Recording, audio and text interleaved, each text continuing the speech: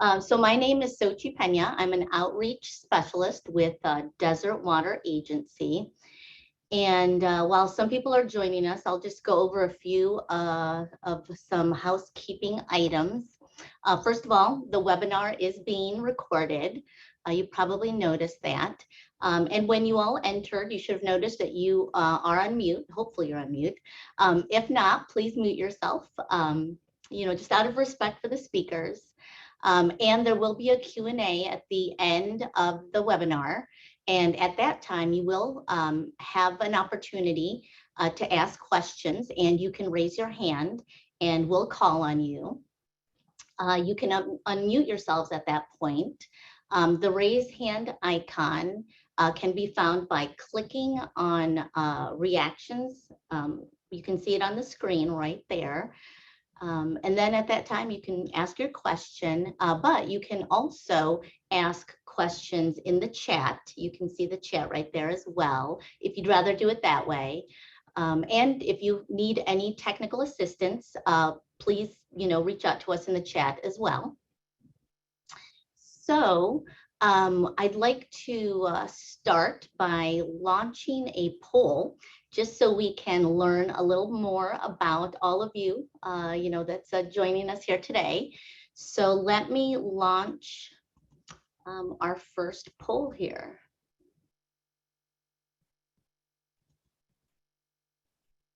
Okay, I hope you guys can all see it. There are 3 questions. If you guys could answer, that would be great. The first question, do you know the new what the new water restrictions are? You can answer yes or no. Are you concerned about your compliance with the new restrictions? Yes or no. And then the third question, have you considered or previously received an incentive for your home, business, or HOA? You can say yes, you've considered one. Yes, you've received one. No, neither, you haven't considered or received one, or maybe you're just not familiar with incentives. So I will give everyone a little more time to answer those polls.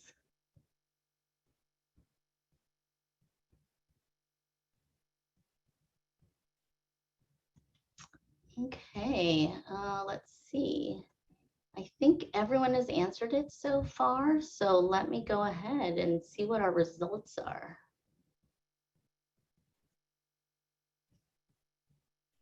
Okay, well, there we go. So, okay, well, that's great. A lot of you guys already know about the restrictions, and let's see. Okay, and quite a few are considering an incentive and have received an incentive. Well, that's great. And for those of you not familiar with incentives, you will learn about those today and all about water restrictions. Wonderful. Well, thank you for sharing. We appreciate that. So let's get into our presentations and our presenters. First, you will hear from Clark Elliott. He is a conservation specialist with us here at DWA, and he will talk about the new water use restrictions, penalties, and incentives. And then after him, you will hear from Ashley Metzger. She is our Director of Public Affairs and Water Planning. And she will be talking about the state's ban on watering non-functional turf. So let's start with Clark. If you want to join us, Clark. All right, thank you for that introduction, Sochi. So I'm going to talk about our level 1 restrictions first. These are always in effect. They're kind of our basic base restrictions, and they're kind of no nonsense about water waste. So it would be anything such as watering so much that you're creating that excessive runoff, watering up to 48 hours after a rainfall event, applying water to hard surfaces where it's going to have no benefit, except if it's a health or safety need, or running a water to wash vehicles. So your vehicle should have or your hose should have a shutoff nozzle in order to have that vehicle washed. Those are kind of the basics that have always been in effect. The new ones are the restrictions around daylight watering. So we're saying no watering between sunrise and sunset. That does mean that some areas are going to have to adjust their irrigation controllers in order to meet that. And there are also some restrictions that brings mechanically around overseeding time. The other big restriction that you might notice is the restaurants only serving water upon request. There are penalties for these restrictions. So if our staff sees you out there breaking one of these rules, the fines get progressively larger, starting at 50 for a single family home and ending at 250, and starting at 100 for a commercial or other business, and ending at 500. And then and if you wanted to report water waste, you could go to dwa.org/report.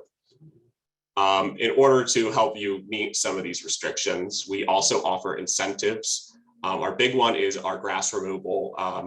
Currently, that is at $2 a square foot. There may be a change coming July 1st that will bring it up to $3 a square foot. That is not official yet, but it seems like that might be where it's going. So if anything changes there, that'll be officially updated as of July 1st. And that would help you converting a grass area out to desert landscaping. Your efficient nozzles, we would give up to $7 for each efficient nozzle that you're replacing with a less efficient nozzle. So if you had areas that you know you're going to keep or are planning to keep for the long term, that's a good alternative to that grass replacement. Smart controllers, it would be $250 for a residential property, but it's up to $10,750 for a large property, like an HOA.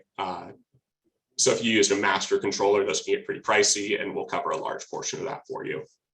And then in addition, we also have our clothes washers that are up to $250 for a residential property.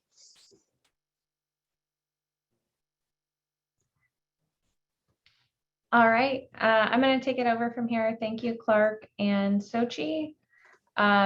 I really do encourage you to look into our incentives. They're really easy to apply. It's a very simple online form.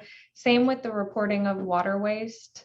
And we will make sure that those links are in the chat so that you can access that. I'm going to touch on the state's prohibition of non-functional turf. So for those of you on the line that are with, single family homes, apartments, you don't need to worry about this. The non-functional turf prohibition applies to businesses, government, and HOA common areas. So I'm just going to walk you through the state's FAQ. Part of our obligation is to inform our community about the state's new requirement.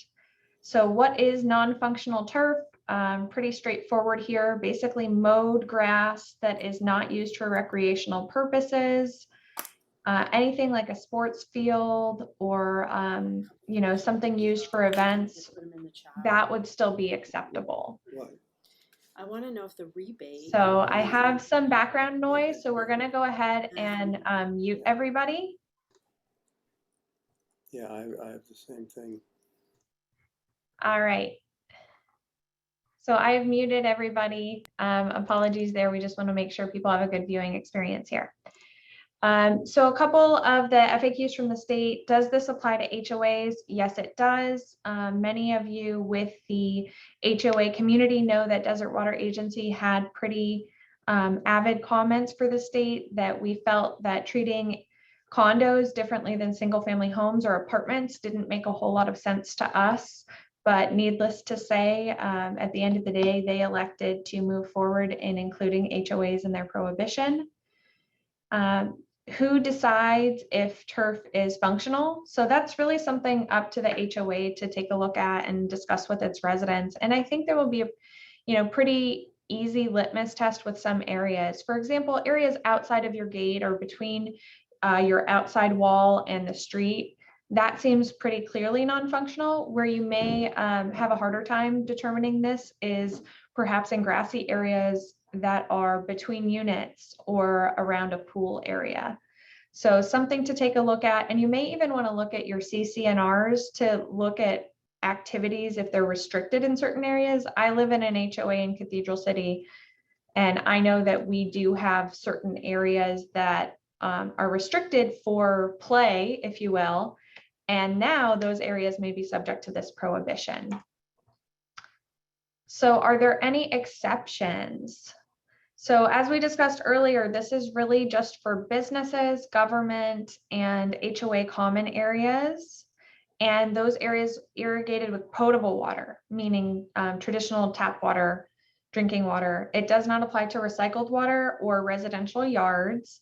And again, anywhere that is used for recreation or that supports tree health. For example, if you have a big grass area and there's a big tree in the middle of it or several trees, and the only way that those trees can get water is by irrigating that grass, then you may be able to qualify that as an exempt area. But that's really going to be something between you and the enforcement agency, which brings us to our next slide here. Who's going to enforce this? The state board indicates that they may use their enforcement authority to respond to violations of the regulation. They also note that local government agencies and local water suppliers can enforce this rule. Desert Water Agency is not going to actively enforce this rule at this time because there are so many complexities that we'll get into a little bit later with how we would enforce it. So at this time, we are deferring to the state to enforce their own prohibition. And we've spoken with the city of Palm Springs and city of Cathedral City about these prohibitions, and neither of them has indicated that they intend to issue infractions, but they could. And certainly our board of directors could give us guidance to ask staff to start enforcing on this at any point in time. And we do expect this regulation to be in place for about a year. So a little bit why it's tricky here. And, we don't mean to pick on any specific properties. We just wanted to give you some good local examples. So we have one property here that actually has trees planted in the grass. So in theory, if there was not separate irrigation to each of these trees, the property manager owner could claim that this area needed to be irrigated to maintain tree health, whereas the same argument could not be made for this property where there are no trees present. So here's another example. This top image you see here is actually best practice where the trees are in separate and desert plants are in separate planting areas. And you can even see that from the aerial view. The grass is by itself. So in theory, this grass would be subject to the prohibition since the trees and plants could be watered separately. But right across the street here, the trees are in the grass, which is not best practice. And this property would, in theory, be able to be exempted from the state prohibition on non-functional turf.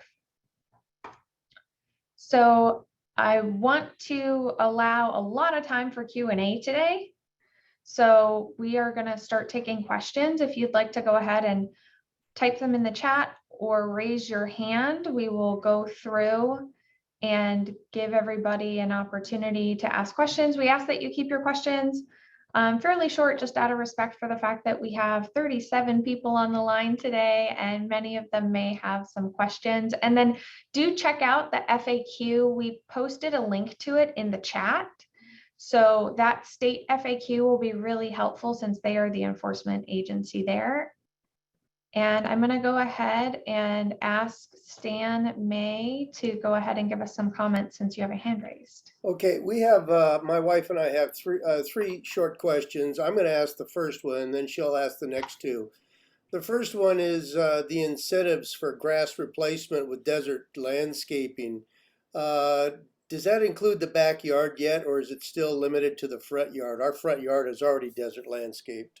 We will absolutely cover backyard, side yard, anywhere there is grass. Happy to work with you on an incentive. And as Clark mentioned, presently $2, hoping that July 1 it would transition to $3, but you have to have grass in time or in place at the time that you apply.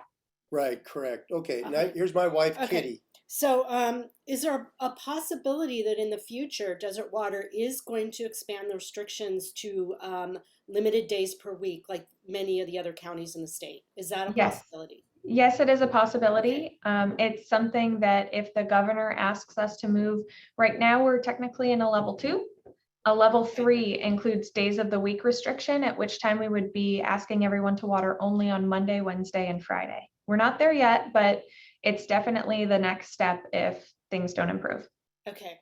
Then my third quick question is, are you going to do this a similar webinar in Spanish and market to some of the landscaping gardening companies? Because our gardeners are not totally up on the new restrictions.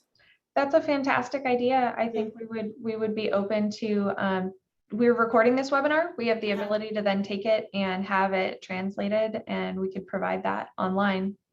I think that would be very helpful for many of us residential customers who use commercial gardeners. Great, happy to do that. Thank you.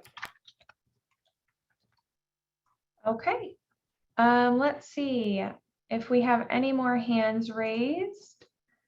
I have a thumbs up, Mr. David Dunn. I'm going to ask you to unmute and you can let me know if you would like to make any comments or if you have a question.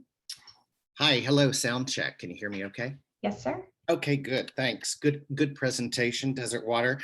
So just a few statements or thoughts here. So I actually live in Sunrise East, which is 42 acres, South Central Palm Springs. We have probably the largest tree canopy in South Palm Springs. Our sprinklers that water, all that beautiful ornamental grass also, water hundreds of trees.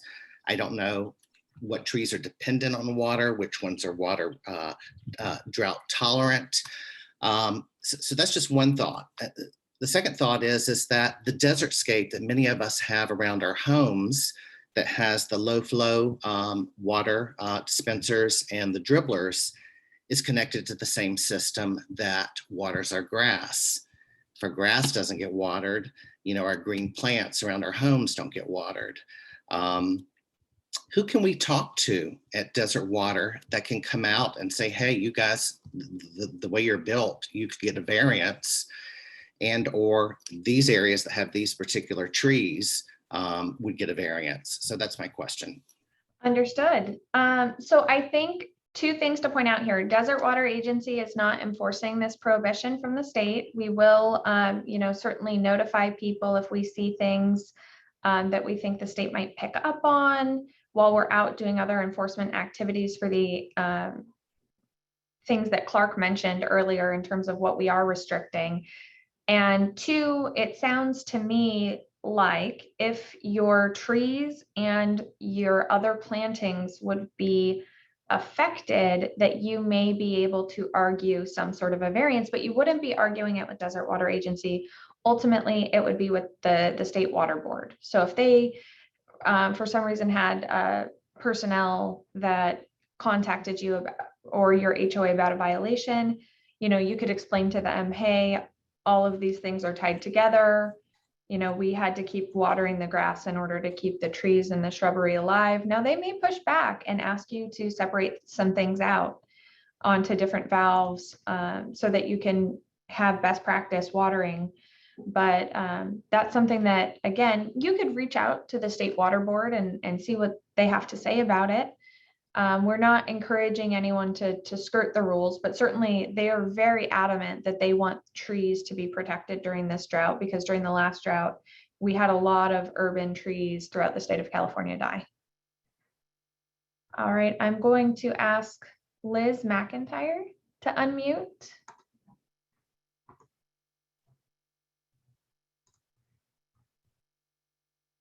Yeah, I was just curious if the state considers like dog walking and dog areas recreation or not. They did not specifically define that. We brought that up in some meetings with them as a point of ambiguity. Really, their FAQ just directs you to speak with residents. So I think if there's an area that's highly trafficked, walking is recreation, and it's whether you're a human or a pet. So I think an argument could be made for that.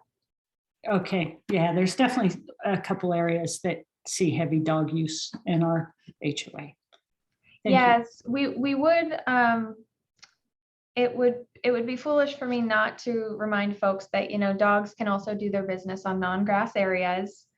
So that's something for your HOA to consider is, you know, having a designated dog area for people to use, and that doesn't necessarily need to be grass. So, all right, Mr. Buckley, I'm going to unmute you and you can ask your question. Great, thank you. Can you hear me? Yes, sir. Oh, okay, excellent. So how long do we have to make changes to our irrigation controller systems? And ours is a little older. If it's not a smart system to know that it's rained within 48 hours, how do we deal with that? Upgrade with an incentive. We can help you retrofit your controller so that it can be smart and it can comply easily with our requirements. Those requirements are already in place. In terms of how long you have to change for daylight watering, the restriction is currently in effect, but we will not be issuing any citations until July 1. So you have until July 1 essentially to make those changes to your controllers. The sooner the better. I've been talking with folks, you know, what are daylight hours? It's a little bit confusing because certain times of the year it's different than other times of the year. You know, if you set your clock now, essentially when the days are the longest, you should not have any issues. So, you know, think about a 5 a.m. and or an 8 p.m. watering and you should be okay. And certainly non-daylight hours. Hopefully that answered your question. And Mr. Flanagan. Hold on, you're still on mute there, Mr. Flanagan.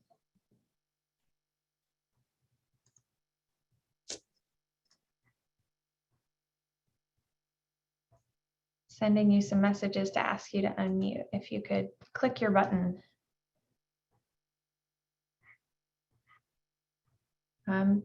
Let's see.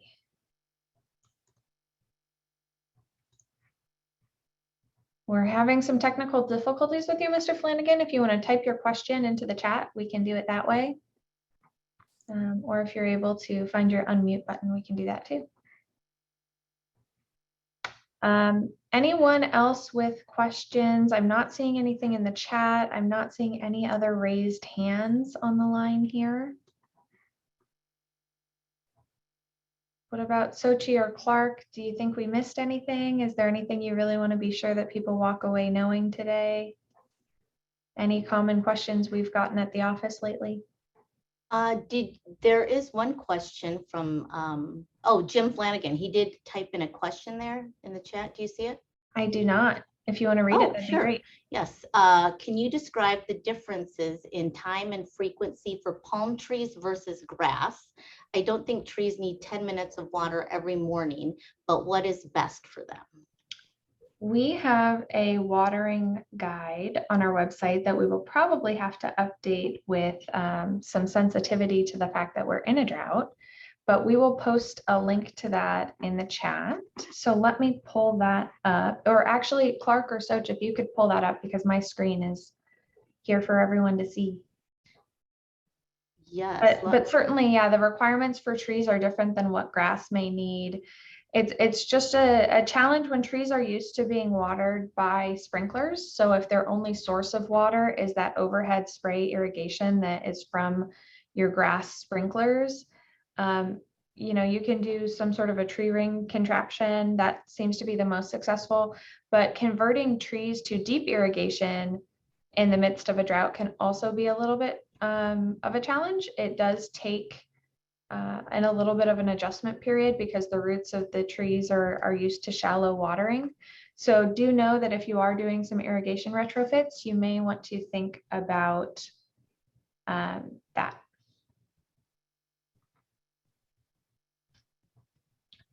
So we've got our watering guide up on the screen for you here, and then we'll put a link to that.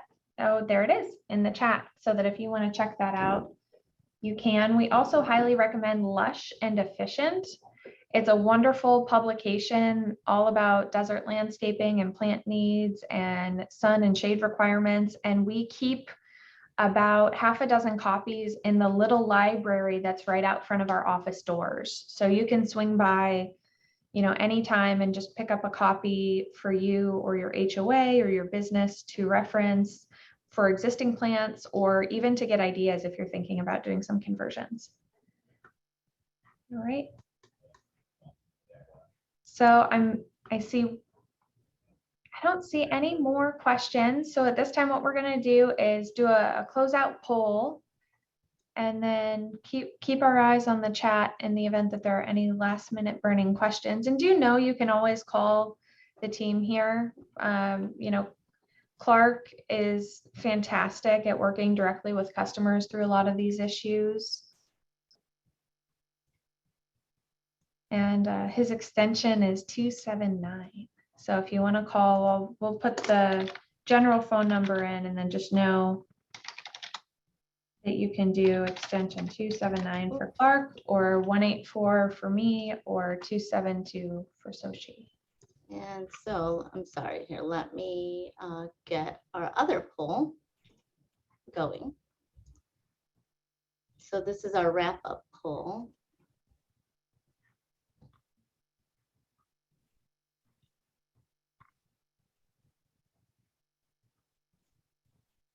Yep, just one question.